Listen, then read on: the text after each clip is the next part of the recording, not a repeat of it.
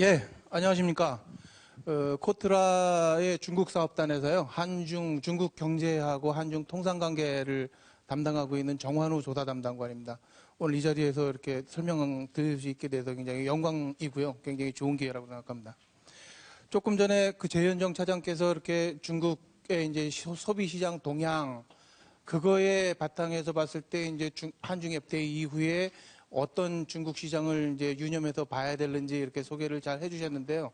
제가 앞으로 또 시간을 좀 뺏겼기 때문에 한 35분 정도 좀 부족하긴 한데 제 시간에는 이제 한중 FTA의 그 한중 교역의 구조, 그다음에 한중 FTA의 그 품목별 타결 내용 이런 거를 종합을 해봤을 때 한계는 있지만 어떤 품목에서 우리가 좀 기대 효과를 볼 수 있을는지 이런 거를 좀 방향 정리를 해드리고 또 가능한 한 그 방향 기대 효과에 입각해서 봤을 때 이제 어떻게 활용할 수 있을는지 마지막에는 이제 저희가 최근에 요 밖에서 책자를 보셨을 텐데요. 이제 막 이제 출판을 해가지고 올려놨는데 이걸 하나씩 가져가시면서 요 책에 대해서 간단하게 소개해드리고 그렇게 하는 방향으로 말씀을 드리도록 하겠습니다. 첫 번째가 많이 들으셨을 겁니다. 한중 FTA에 대해서 일단 업종별로 어떤 효과를 생각을 해볼 수 있을런지를 가늠하기 위해서는 전반적인 구도를 봐야 되는데 이미 언론에서도 많이 보셨고 또 이런저런 기회에서 정보를 얻으셨기 때문에 간단하게 말씀드리겠습니다. 일단 그 구성을 보면 굉장히 포괄적이죠. 22개 챕터입니다. 중국으로서는 여태까지 FTA를 하면서도 진짜로 뭐 막 시장 개방을 하고 이러는 거에 대해서 좀 조심스러워했기 때문에 초보적인 FTA를 대체로 선호를 해왔습니다. 그거 치고는 한중 FTA에서 제일 포괄적으로 여러 가지 분야를 다 다루는 이런 FTA를 했고요. 상품 시장, 일단 그래도 이제 FTA에서는 가장 1차적으로 중요한 게 이제 품목별로, 수출입 품목별로 관세가 어떻게 되느냐, 이게 일단 제일 중요할 텐데, 그거를 소개해드리면 20년 기준으로 봤을 때 중국의 이제 수입 기준으로 봤을 때 20년 후에 품목수 기준으로 91%, 수입액 기준으로 85% 정도가 됩니다. 지금 잠깐 옆에서 기다리다가 보니까 여기 이호동 국장님께서 잠깐 자리를 비우셨길래 솔직히 말씀드리면 사실 한중 FTA가 우리한테 굉장히 큰 영향이 있긴 하지만 FTA로서는 개방 수준은 높은 편이 아닙니다. 그래서 아주 우리 전문적으로 이걸 좀 연구하는 분들 중에서는 이거 FTA 맞아? 뭐 이런 뭐 우스갯소리로 이런 얘기를 하는 사람들도 있을 정도로 20년 후에 그 품목수 기준으로 91%가 개방이 이제 9%가 개방이 안 됐다는 거는 이제 FTA로서는 굉장히 이제 좀 낮은 수준의 개방이다. 이렇게 보시면 될 겁니다. 물론 이유는 잘 아실 겁니다. 왜 그러냐면 우리로서는 농산물을 일단 개방하면 안 되기 때문에 조심했어야 되고 그러다 보니까 또 중국에 대해서 적극적으로 개방을 요구하기에는 좀 한계가 있었던 그런 이제 사정이 있긴 했었습니다. 그건 잘 이해하실 거고요. 어쨌든 이제 이런 분위기다 하는 거고요. 중요한 게 이제 한중 FTA의 이제 효과를 보려면은 원산지를 잘 봐야 되는데 이건 참고하시고요.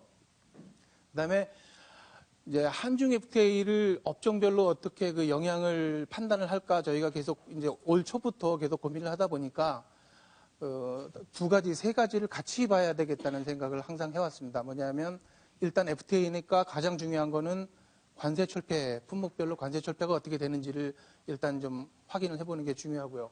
두 번째로는 그 중국의 특성이죠. 중국의 특성상 이미 중국을 상대로 해서 사업을 해 보신 분들은 이미 이제 항상 느끼시는 게 비관세 장벽이 굉장히 중요합니다. 그래서 업종별로 이 효과를 검토할 때는 그 해당 업종에서 비관세 장벽 분야가 어떤 약속이 이루어졌고 FTA가 발효가 된 다음에 그 분야에서 어떻게 우리가 활용을 할 수 있을지를 검토하지 않으면 안 되겠다. 그런 게 굉장히 중요하기 때문에 굉장히 기술무역 장벽, 그 비관세 장벽이 굉장히 중요합니다. 한 가지 더 말씀드리면 이제 요거를 같이 소개하면서 말씀드리면요. 한 가지 더 말씀드리면 첫 번째로는 관세 철폐가 굉장히 중요하고 이제 비관세 장벽이 어떻게 되는지가 중요하고 그다음에 밸류 체인이라고 표현했는데 우리가 잘 아시는 것처럼 한중 간의 이제 무역의 투자의 가장 큰 특징은 중간재 무역이 굉장히 많다는 겁니다. 한마디로 다른 말로 하면 우리나라의 사실상 제조업 기업은 거의 모든 제조업 기업이 중국의 투자 활동과 수출을 같이 하고 있습니다. 따라서 뭐냐 하면 한국하고 중국 간에는 그래서 최종 완성된 그 소비재나 이런 거를 중국으로 보내는 과정에서 이루어지는 무역은 정작 굉장히 일부분이고 중국에 진출해 있거나 중국에 진출해 있는 글로벌 기업에 필요하거나 혹은 중국 토착 기업들이 필요로 하는 생산에 필요한 중간재를 우리나라에서 많이 보내는 과정에서 이제 무역이 많이 이루어지고 있다는 거죠. 따라서 뭐냐면 한중 간에는 사실은 이렇게 최종 제품이 만들어지면서 중간중간에서 이렇게 오가는 무역 형태가 굉장히 많다는 거죠.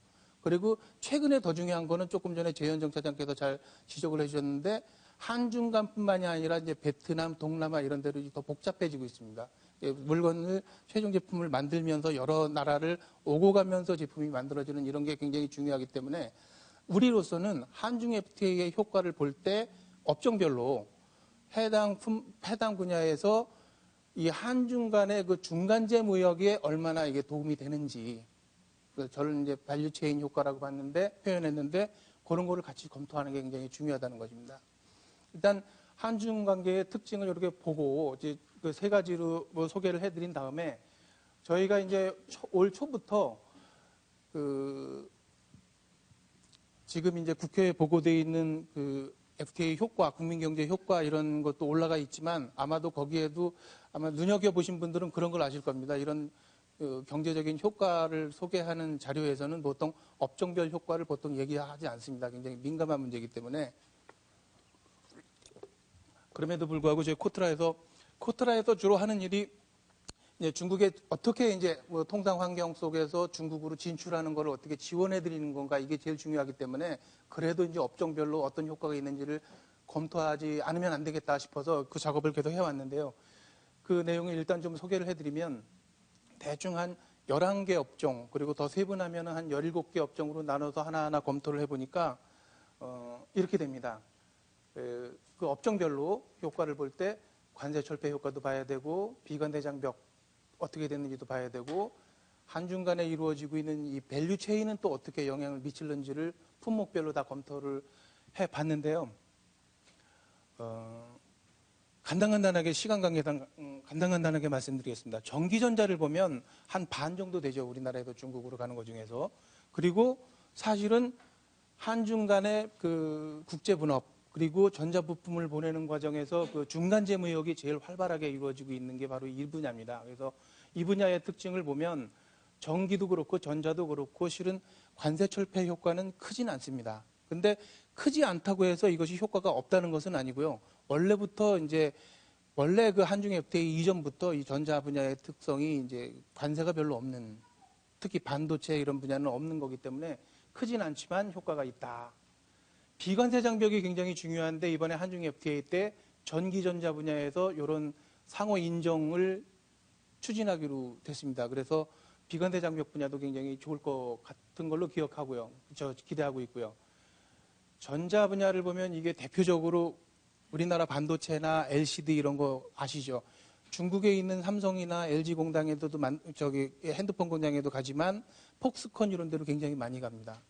이게 이제 전자산업의 특징인데 이런 분야에서도 굉장히 이제 좋아질 것 같습니다. 물론 이제 저희 코트라 입장에서 이렇게 전반적으로 이게 판단을 해서 보니까 이렇게 기대가 크다 이거지만 정작 업계에서는 이렇게 표현하지는 않더라고요. 대체로 삼성이나 이런 데서 분위기는 뭐 직접적인 효과는 없을 것 같지만 전반적으로 사업 비즈니스 환경이 좋아지니까 긍정적으로 본다. 뭐 대충 이런 정도의 분위기입니다. 그러나 하나하나 내용을 보면 이런 점에서 좀 우리가 기대를 할 수 있겠다 하는 거고요. 물론 이제 전기전자라고 하더라도 전기하고 전자하고 약간 분위기가 틀립니다. FTA 협정할 때부터 전기 분야에서는 산업용 전기도 들어가고 이러기 때문에 일부 이제 우리 측에서 민감해하고 막 이런 게 있다 보니까 양국이 다 좀 철폐 수준이 높지 않습니다. 뭐 이런 걸 감안했을 때 약간 분위기는 틀립니다. 한 가지 또 말씀드릴 게 이렇게 그 품목별, 업종별로 이렇게 소개를 해드리면서 밑에 바탕 색깔이 약간씩 틀리죠.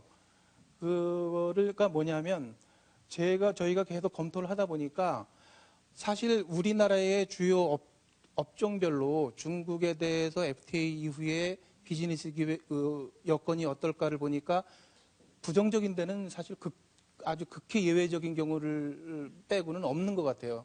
그런데 그럼에도 불구하고 기대를 좀 더 많이 해도 될 분야가 있고 좀 덜 할 수밖에 없는 분야가 조금 차이가 있는 것 같더라고요. 그래서 그거를 차마 저희가 이제 말로 표현은 못하고 그냥 색깔로 이렇게 했습니다. 하얀 색깔이 좀 많이 들어간 거는 좀 기대를 덜 할 수밖에 없는 분야라고 생각을 하시면 될 것 같습니다. 파란 색깔은 좀 더 아무래도 좀 기대가 많은 것 같고요. 왜 그러냐면 승용차를 보면 아시죠? 승용차는 양국이 다 개방 안 하기로 했습니다. 그래서 이런 점에서는 뭐 좀 판단하기가 좀 지금은 이제 간단치 않고요. 자동차 부품은 조금 더 낫습니다. 굉장히 이제 중국에서 우리 자동차 회사들이 잘 하죠. 잘 하다 보니까 부품 수출이 많이 되는데 대체로 관세 철폐 중국이 한 걸 보면 장기 철폐가 많아서 조금 좀 아쉽기는 하지만 그 비관세 장벽 분야에도 이런 약속 사항이 있습니다. 그리고 또 이제 자동차 부품 업계에서 혹시 그걸 뭐 들으신 분들이 있을지도 모르겠는데 생각보다 많은 업체분들이 중국에서 그 작업을 해다가 한국으로 다시 가져오거나 이런 업체들이 꽤 있습니다. 이런 게 어떻게 보면 넓은 의미에서 이제 밸류체인이죠. 국제 분업인데 이런 여건에도 좀 더 좋아질 거라고 기대가 돼서 조금 더 자동차 부품은 좋게 보고 있고요. 그다음에 이 자료는 오늘 인쇄가 안 돼서 좀 아쉬운데 혹시 나중에 요청이 있거나 그러면 이렇게 보내드려도 될 것 같습니다. 저희도 이걸 공개한 자료이고 하기 때문에 왜 그러냐면 많은 내용들이 있는데 이렇게 인쇄된 게 없어서 좀 이렇게 지나가면은 좀 보기가 힘드실 것 같아서 나중에 요청이 있으면은 저희한테 또 연락을 드리면 보내드리도록 하겠습니다. 섬유 의류가 굉장히 중요합니다. 재미있습니다. 그리고 왜 그러냐면 섬유 의류 분야가 우리 의료업체들이 중국에서 굉장히 지금 잘하고 있습니다. 그런데 섬유 분야는 우리가 지금 세계적인 경쟁력을 가지고 있음에도 불구하고 중국의 위협에 시달리고 있는, 굉장히 떨고 있는 분야입니다. 그래서 협상할 때부터 섬유, 이 섬산연 여기 맞은편에 있죠. 거기 분들이 항상 하는 얘기가 우리가 경쟁력이 있지만 중국이 워낙 빨리 추격을 하고 있기 때문에 장기적으로 개방은 필요하지만 시간이 필요하다는 얘기를 많이 했었습니다. 대체로 협상 결과가 그런 식에 맞게 됐습니다. 그래서 섬유 의류 분야는 우리로서는 거의 그 농산물 거의 개방 안 했죠. 그거 수준하고 비슷하게 이제 개방을 많이 안 했습니다.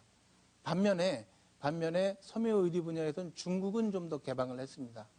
이렇게 되다 보니까 이걸 세 가지를 종합을 하다 보니까 시간 관계상 정리를 해드리면 처음에는 우리가 굉장히 긴장하고 좀 이렇게 좀 조심스럽고 이랬던 분야인데 특히 의류 분야, 패션 중국이 이제 소비 수준이 높아지죠. 의류 분야를 중심으로 해서 중국으로 시장 진출할 수 있는 여건이 많이 좋아졌다 이렇게 말씀드릴 수 있습니다.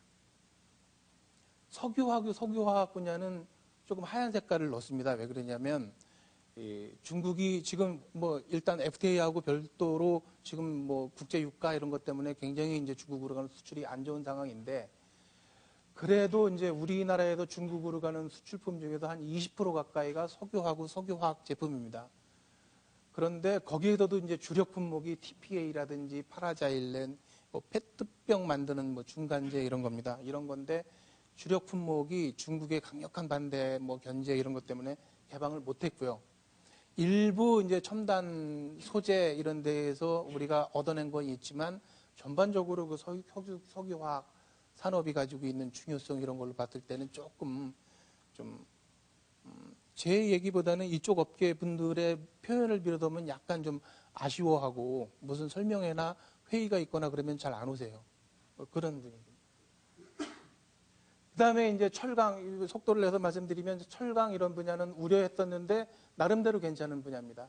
한 말씀만 드리면 철강 분야에서는 우리나라는 원래 관세가 없었기 때문에 뭐 손해볼 게 없었는데 중국은 관세가 좀 있었죠. 있었던 상황에서 좀 개방을 더 했기 때문에 우리로서는 좀 기대를 한다고 저는 이렇게 표현을 했지만, 분류를 했지만 정작 이제 철강업계 분들의 걱정거리는 또 따로 있죠. FTA하고 별도로 중국산 그 이제 철강 과잉 제품 한국으로 들어오는 거 이런 것 것들 때문에 FTA하고 별도로 이제 걱정거리가 있기는 합니다. 이건 건너뛰고 이제 기계하고 화학 분야도 굉장히 이제 다양하고 여러 가지 품목이 있는 포함된 업종인데 기계 분야는 뭐 기술이 중요하고 관세가 중요한 겁니다. 그리고 비관세 장벽이라든지 뭐 그 국제 분업 이런 거는 덜 중요한 분야인 거를 감안해서 봤을 때 관세 철폐가 중국이 많이 안 한 데도 있습니다. 사실은 특히 이제 중국이 사회주의 국가이고 개발도상국이다 보니까 이렇게 품목별로 보다 보면 재밌는 게 그 공작기계 있죠. 공작기계 이런 거는 중국이 거의 뭐 개방을 안 한 자동차처럼 그런 것도 있긴 하지만 대체로 굉장히 다양한데 기계 분야가 대체로 생각보다 우리가 이제 높은 기대를 많이 해도 될 분야가 꽤 있습니다. 그 다음에 이제 화학 그러면은 굉장히 재미없어 보이긴 하지만 화학이라는 게 굉장히 다양한 품목이죠. 그래서 업종이죠. 화장품, 의약품, 뭐 그다음에 도료, 완료라든지 굉장히 넓은데 계면 활성제 다 포함되는데 굉장히 다양하긴 하지만 화학 분야 아까 석유화학하고 다르게 화학 분야에서는 대체로 안 그런 분야도 있지만 그 개방도 많이 되고 또 화학 분야의 특성상 비관세 장벽 수입 허가 이런 거가 중요하고 또 생각보다 한중 간에 이 국제 분업이 많이 이루어져 있습니다. 중국산 그 원자재죠. 원자재를 모아서 한국에서 완제품을 만들고 그게 또 다시 중국으로 가거나 다시 수출되고 이런 게 굉장히 많은데 이런 거를 감안했을 때 긍정적으로 보고 있습니다. 마지막에 이제 슬라이드를 저희가 4장으로 만들었었는데 정작 제일 중요한 게 마지막 부분인데 저희가 뭐 검토를 해봐도 처음에부터도 그렇게 많이 이제 홍보가 되긴 했지만 저희도 독자적으로 계속 검토를 해봤는데 한중 FTA에서 가장 기대를 많이 할 분야는 소비재하고 농식품이더라고요. 근데 물론 소비재하고 농식품은 약간 색깔은 바꿔놨습니다. 농식품이 아무래도 이제 우리가 개방을 안 하다 보니까 중국이 생각보다 개방 수준이 높진 않고 그래서 조금 아쉽긴 하지만 우리가 꽤 해볼 만한 게 굉장히 많이 있고요. 소비재는 왜 중요하냐 하면 우리나라가 80년대 때까지 그랬던 것처럼 그 개발도상국의 특징이 이제 완성재, 소비재의 수입 관세가 높습니다. 중국이 바로 그렇습니다. 굉장히 높은데 그걸 감안해서 보면 굉장히 높은 상태에서 한국에 대해서 굉장히 많이 이제 관세를 양호를 했습니다. 관세 개방하겠다고 양호를 했고요. 또 한 가지가 소비재의 특성이 이제 조금 전에 그 최현정 차장께서 막 그 차이나 그래가지고 다 소개한 게 공통점이 뭔지 아세요? 다 소비재입니다. 소비재가 실은 중국이 글로벌 소비 수입 대국으로 이미 이제 수치상으로도 중국의 전체 수입에서 소비재가 10%가 넘어가고 있습니다. 그러니까 소비재 자체가 굉장히 우리 기준으로 수치가 잘 안 나올 뿐이지 이미 추세가 굉장히 그 소비재 수입 국가로 되고 있다.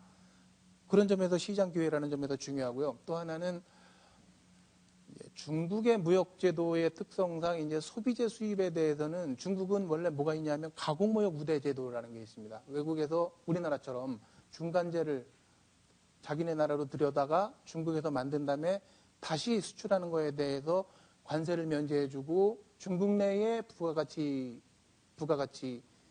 부가가치세를 증치세라고 하는데요. 그거를 환급을 해줍니다. 이런 우대제도가 있는데 사실 그래서 그동안에 우리나라가 중국으로 수출을 할 때 중간재 수출할 때 실은 관세가 그렇게 부담이 별로 없었어요.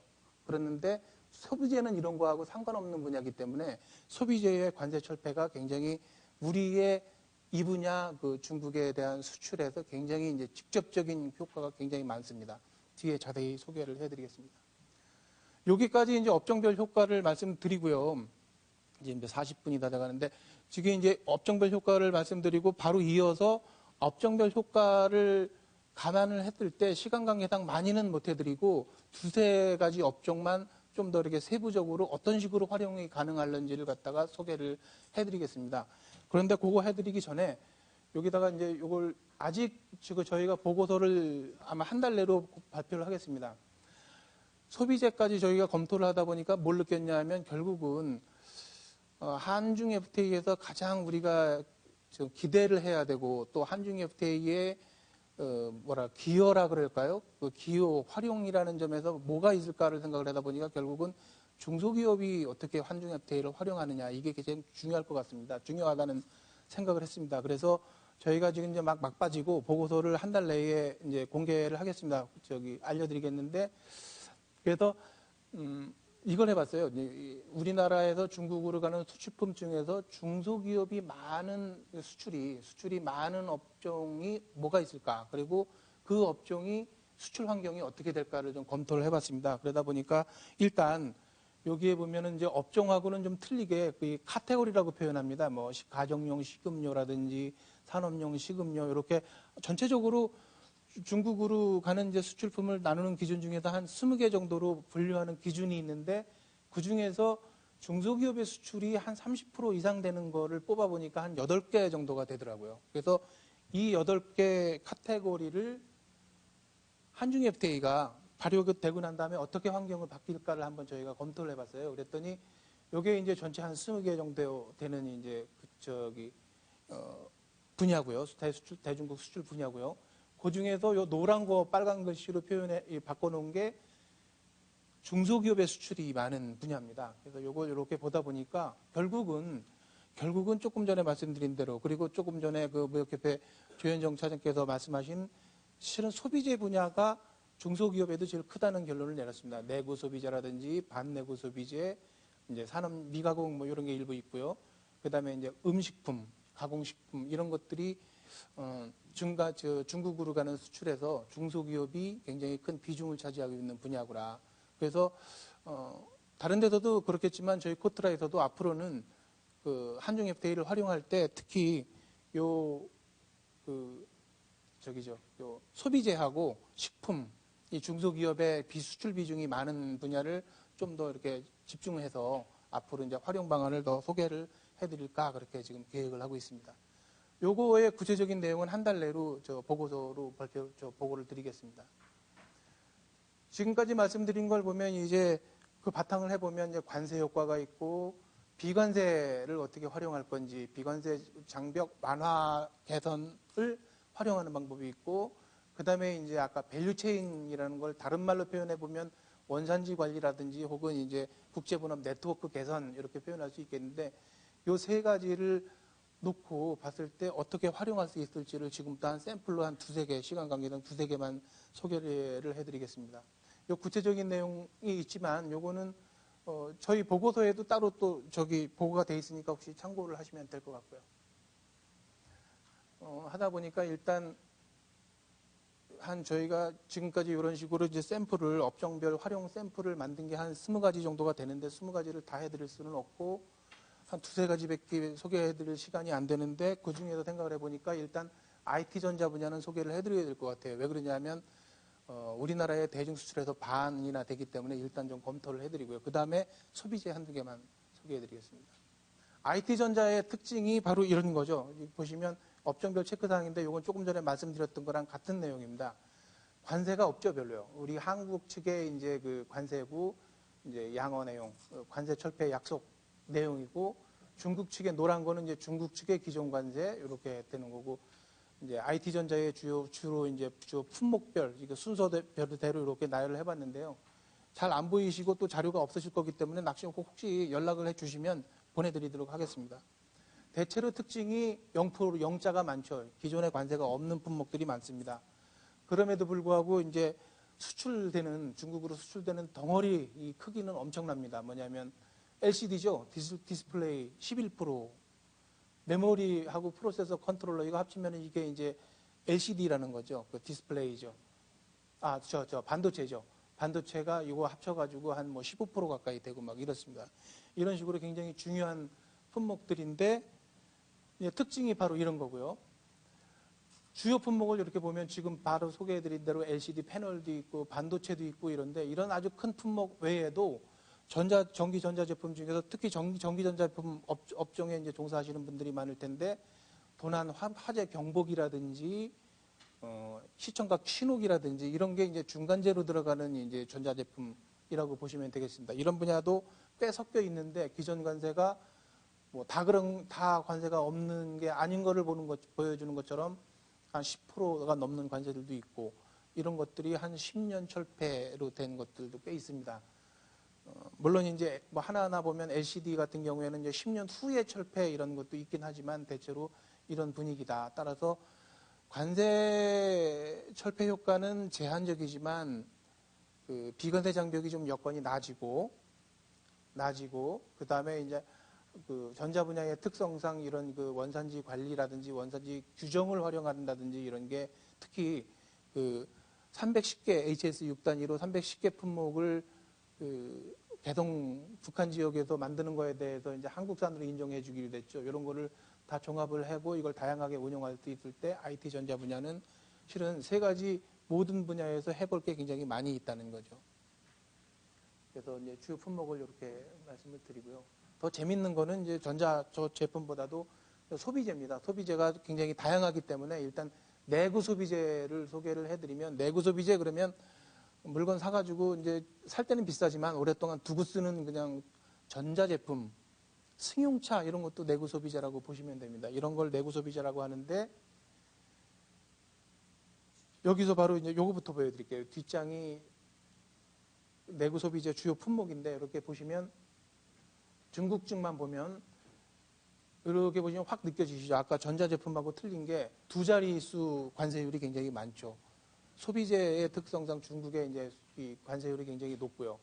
그러면서 또 보면 내구 소비재 분야의 특징인데 가끔마다 2라고 되어 있는 품목들이 있을 겁니다. 이런 거는 이제 중국이 관세 철폐 안 하겠다는 관세 철폐 예외 품목인데 이런 것들이 생각보다 꽤 섞여 있기는 하지만 이게 이제 주로 이제 내구 소비재의 이제 수출 순위별 품목인데 보면 10자리가 굉장히 많이 보이시죠.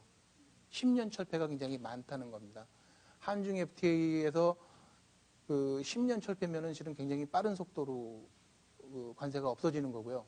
그 다음에 10년 철폐라고 하면 아시는 분은 아시겠지만 10년 후에 철폐되는 것이 아니고 10분의 1로 나눠서 10년간에 걸쳐서 그 10분의 1씩 없어지게 되는 겁니다. 그래서 내년 초에 발효가 되면 바로 10분의 1씩 만약에 이제 10%짜리 관세라고 하면 내년부터 바로 1%씩 이렇게 없어져서 10년 후에 없어진다는 뜻입니다. 그래서 바로 효과가 발생하고 생각보다 굉장히 큰 그 철폐 속도다. 이렇게 말씀드릴 수 있습니다.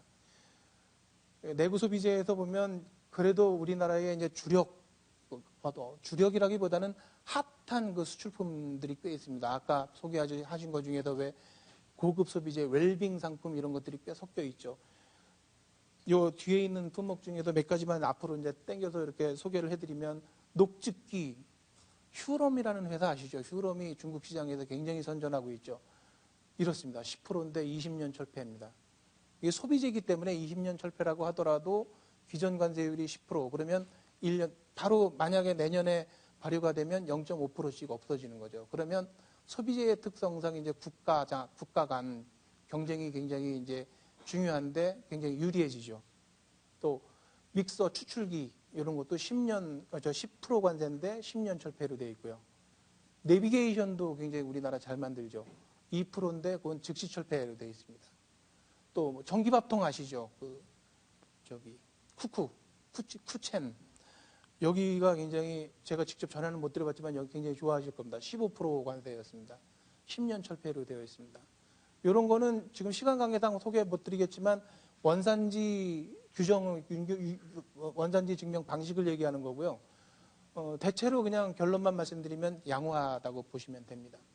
가스레인지도 있고 또 악기도 있고 이런 게 이제 내구 소비재인데 대체로 지금 뭐 누누이 말씀드린 대로 지금 중국으로 가는 수출에서 비중이 많지는 않지만 굉장히 빠른 속도로 늘어나고 있고 특히 중국의 관세율이 높고 한 가지 더 말씀드리면 이제 관세가 요 맨 위에 말씀드린 거고요.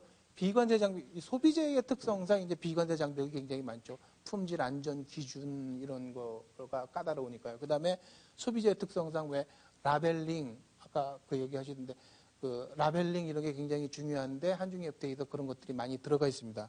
그래서 여기서도 기대가 많을 거고요. 또 내구 소비재의 특성상 이제 복잡한 이 제조 과정이 많이 포함되기 때문에 여기에서도 또 해볼 게 굉장히 많이 있습니다. 바로 건너뛰어서 그 이제 품목을 또 참고하시고요. 비내구 소비재 그러면은 이제 일회용품이라고 보시면 됩니다. 쓰면서 바로 없어지는 그런 거를 보시면 여기서도 이런 것들이 있습니다. 눈에 띄는 게요. 혹시 연락을 주시면 요런 표가 들어가 있는 자료도 그냥 보내드릴 수 있습니다.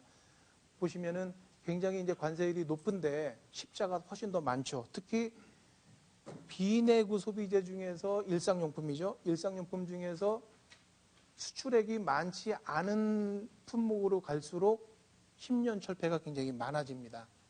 10년 철폐면 하여튼 이 품목을 이렇게 꼼꼼히 보시면 굉장히 이런 분야에서 지금 관세가 빨리 없어질 거구나 이런 거를 보실 수가 있을 겁니다. 거기에다가 이제 비관세 장벽이 더더욱더 중요합니다.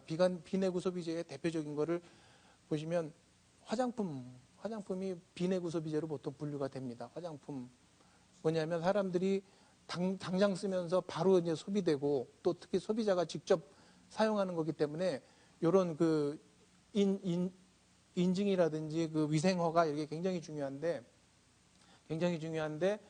이번에 한중 FTA에서 각 챕터에 이렇게 각 그 FTA 협정문에 나눠져 있긴 하지만 적합성 평가라든지 라벨링, 일시반입, 통관이죠.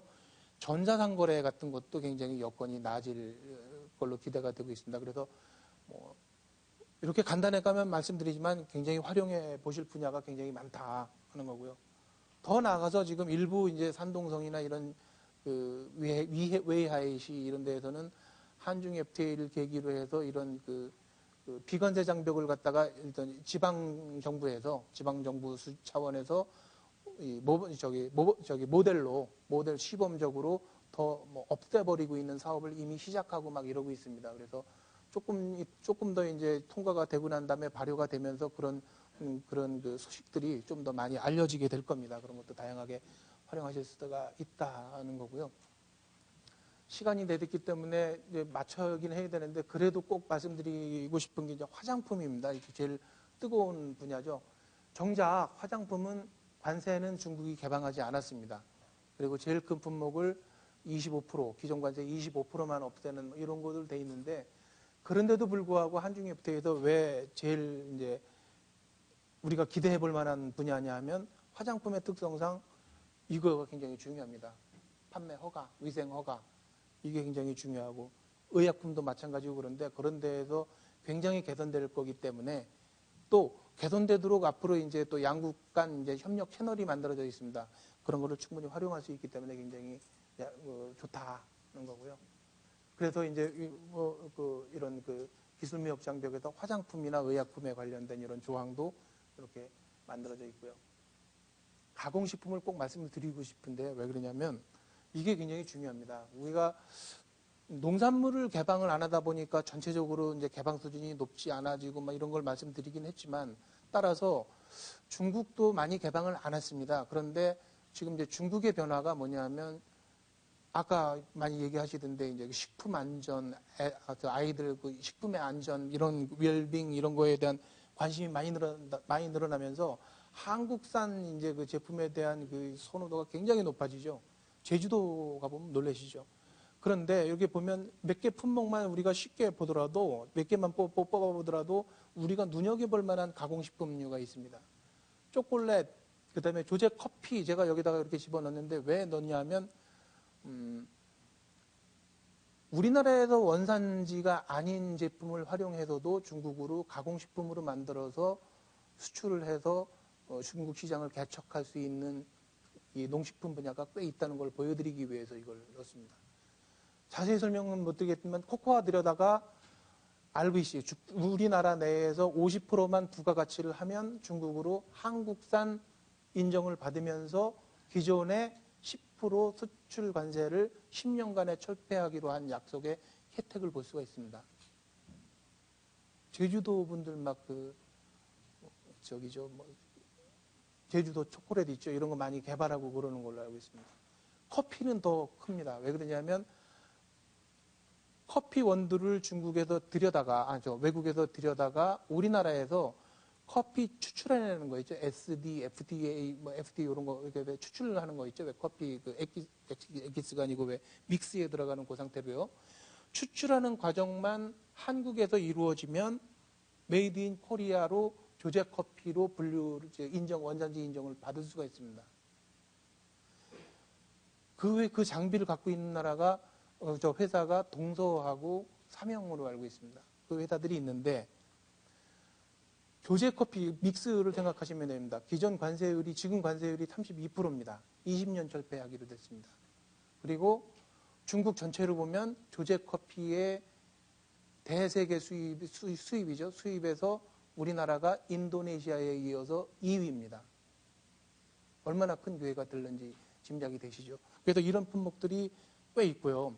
포도 주스도 왜 그랬냐면 포도가 우리나라가 원산 높은 나라지만 다른 데서 포도를 저렴하게 하다가 가공을 잘하면 메이드 인 코리아 주스로도 보낼 수가 있고요. 결정적으로는 이제 김치, 저희가 이제 김치 수출 재개를 기다리고 있는데 그것만 되면 기존에 지금 25% 관세를 20년 철폐하기로 한 약속을 이렇게 그 약속 사항을 활용할 수가 있습니다. 이런 걸로 보면 그 가공식품 분야에서 뭐 우리가 농산품 그래서 우리가 워낙 보호하다 보니까 좀 소극적으로 생각할 수 있는데 중국 시장을 상대로 해서 해볼 만한 게 굉장히 많다. 그렇게 말씀드릴 수 있습니다. 그래서 김치도 이렇게 준비를 했는데 뭐 나중에 요구하시면 말씀드리고요. 오늘 만든 이 자료 1분만 소개해 드리겠습니다. 이 밖에 있는 건데 지금까지 말씀드렸는데 저는 분류를 이제 세 가지로 관세 효과도 봐야 되고 비관세 효과도 봐야 되고 그다음에 이제 그 국제 분업 개선 효과도 봐야 되고 그리고 또 그거를 활용해야 된다 이런 취지로 말씀드렸지만 요거를 다시 또 세분을 해보면 20가지 정도로 요걸 모델이라는 이름으로 그렇게 다시 분류를 해보면 이렇게 다시 한번 이렇게 분류를 한 다음에 요 모델별로라기보다는 이제 품목을 하나하나 직접 그 사업을 하시는 수출하시는 품목이 있으면 그 품목을 가지고 어떻게 활용할 수 있을런지를 쭉 한번 소개를 해놓은 게 이 책자입니다. 앞부분에는 전체 한중 FTA 소개 뭐 이런 것도 다 있고요. 그 다음에 본문에서는 한 100가지 세부 품목입니다.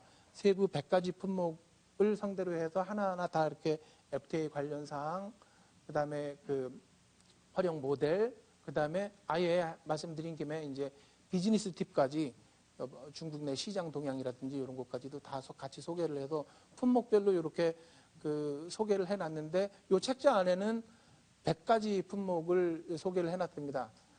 100가지 품목인데 그걸 하나하나 다 보시라 이런 것보다는 이렇게 보시면서 품목을 보시면서 지금 이제 그 사업하고 계시는 아이템하고 가까운 분야를 갖다가 이렇게 고르셔서 사전식으로 고르셔서 비슷한 분야가 있으시면 그 분야를 가지고 이렇게 샘플로 이렇게 한두 개씩 보시면은 아, 나랑 이제 비슷한 품목이 이런 분위기로구나 이런 거를 가늠해 가시면서 이 품목에 들어가 있지 않더라도 지금 이제 영업하고 계시는 사업하고 계시는 품목에 이렇게 적용을 해서 활용하실 수 있을 것 같습니다. 그래도 안 되시고 답답하시면 저희 코트라로 연락을 주시거나 차이나 데스크로 연락을 주시면 성심성의껏 답변해 드리도록 하겠습니다. 감사합니다.